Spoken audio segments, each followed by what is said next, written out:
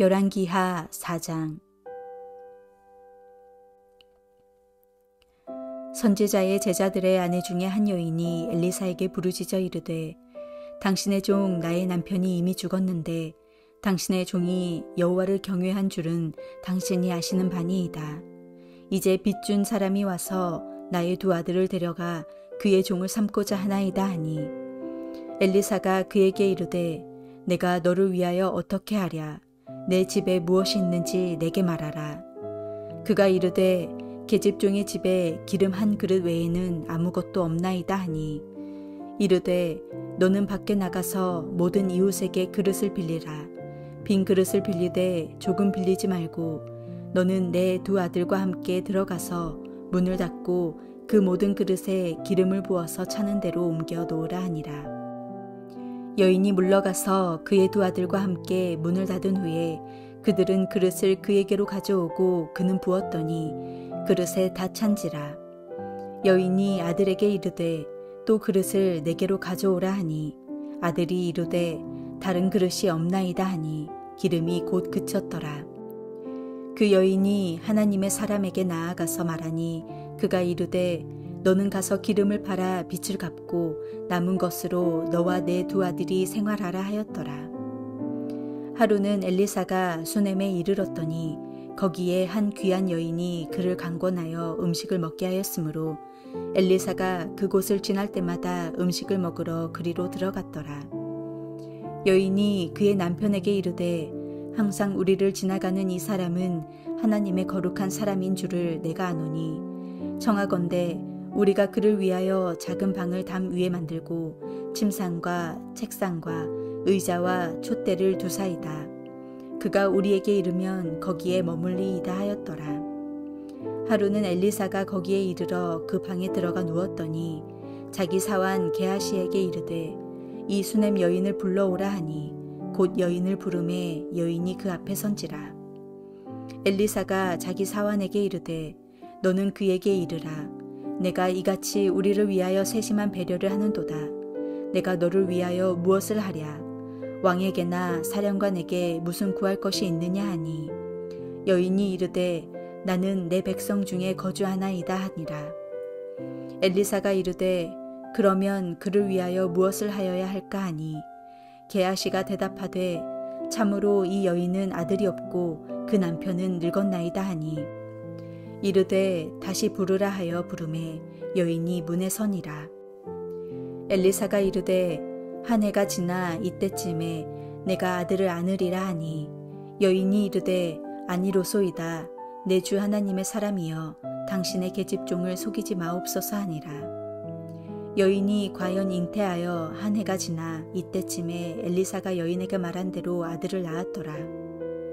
그 아이가 자라매 하루는 추수꾼들에게 나가서 그의 아버지에게 이르렀더니 그의 아버지에게 이르되, 내 머리야 내 머리야 하는지라. 그의 아버지가 사환에게 말하여 그의 어머니에게로 데려가라 하매 곧 어머니에게로 데려갔더니 낮까지 어머니의 무릎에 앉아 있다가 죽은지라. 그의 어머니가 올라가서 아들을 하나님의 사람의 침상 위에 두고 문을 닫고 나와 그 남편을 불러 이르되, 청하건대 사환 한 명과 나귀 한 마리를 내게로 보내소서. 내가 하나님의 사람에게 달려갔다가 돌아오리이다 하니, 그 남편이 이르되, 초하루도 아니요 안식일도 아니거늘 그대가 오늘 어찌하여 그에게 나아가고자 하느냐 하는지라. 여인이 이르되, 평안을 비나이다 하니라.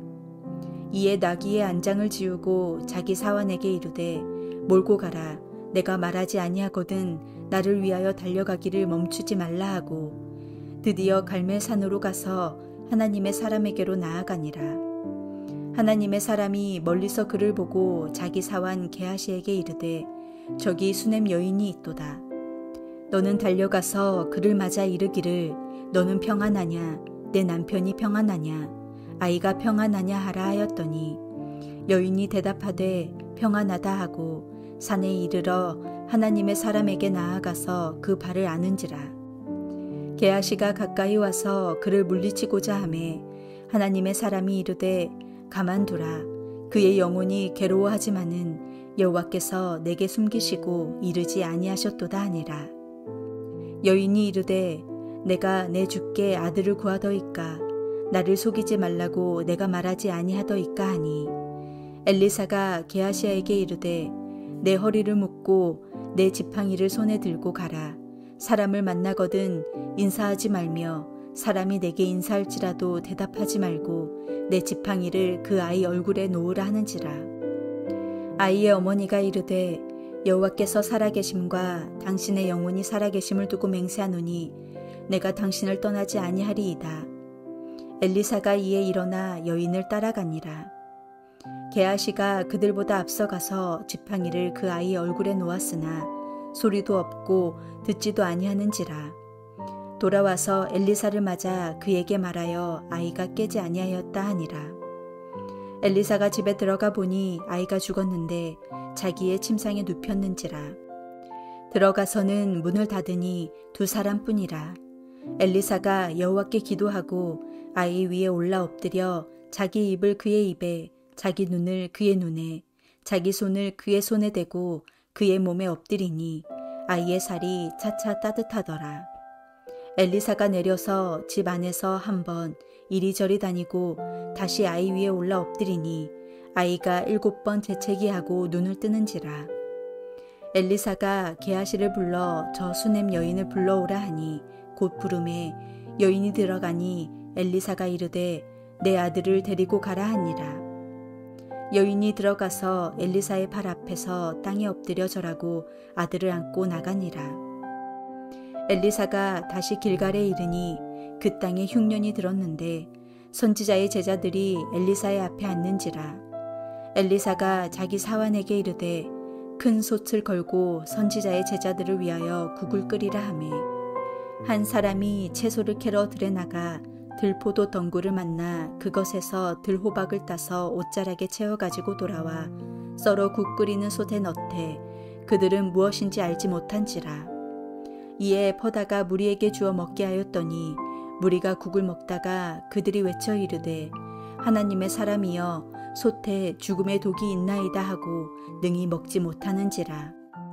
엘리사가 이르되 그러면 가루를 가져오라 하여 솥에 던지고 이르되 퍼다가 무리에게 주어 먹게 하라 하매 이에 솥 가운데 독이 없어지니라.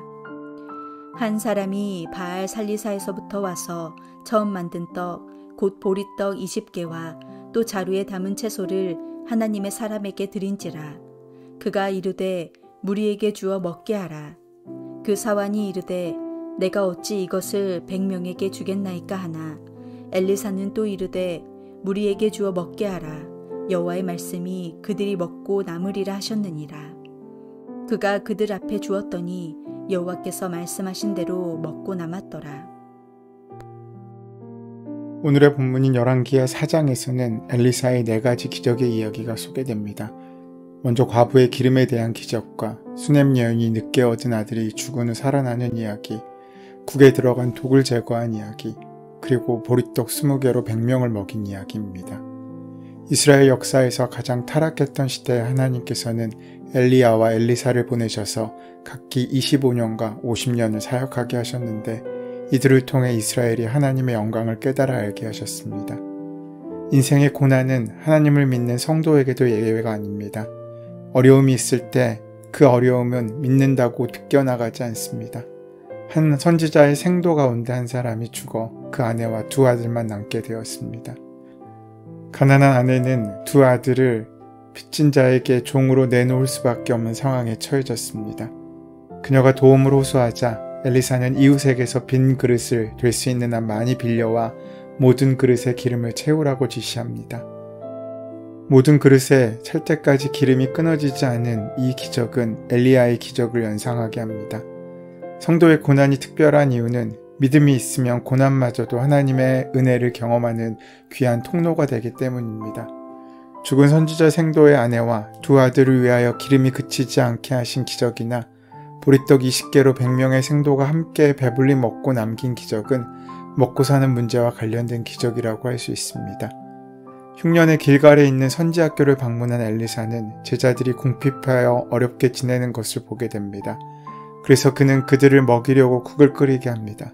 그런데 한 사람이 들에서 따온 들호박을 국에 넣었는데 그 호박 속에 있던 맹독이 국 전체에 퍼지게 됩니다.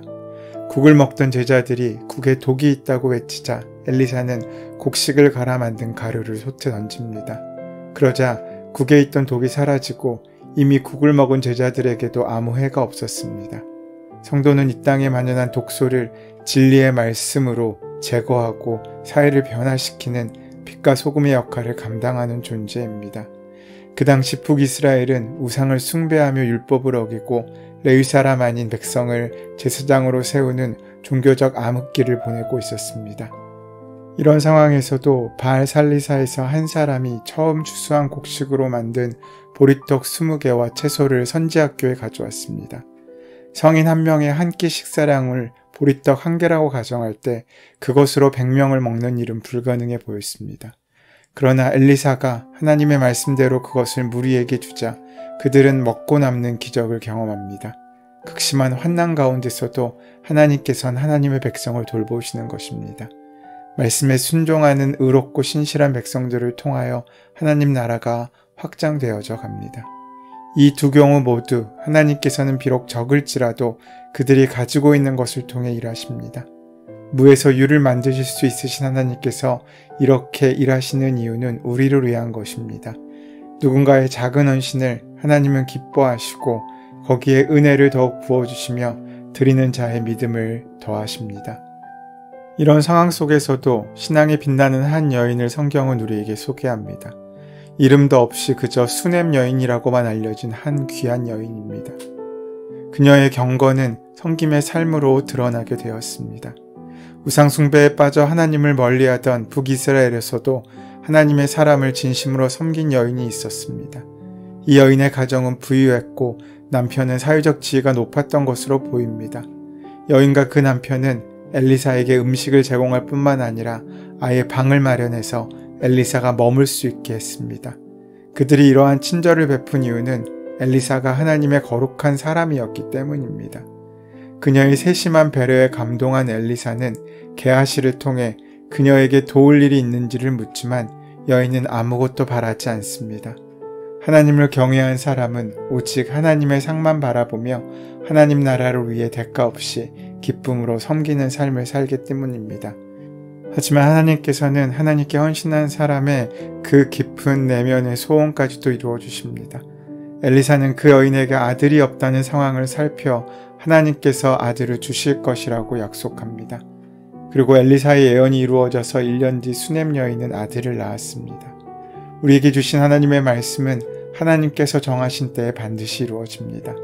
이것이 기도의 응답이 요원해 보이는 상황에서도 우리가 소망을 품을 수 있는 이유입니다. 하지만 아이가 태어나고 자라던 어느 날 이 아들이 죽게 되고 여인은 서둘러 하나님의 사람 엘리사가 있는 갈멜산으로 갑니다. 여인의 믿음은 이런 상황 속에서도 빛납니다. 그녀는 원망이나 한탄하는 대신에 하나님의 사람 엘리사에게로 간 것입니다. 남편에게 그녀가 하는 말은 그녀의 신앙을 보여줍니다.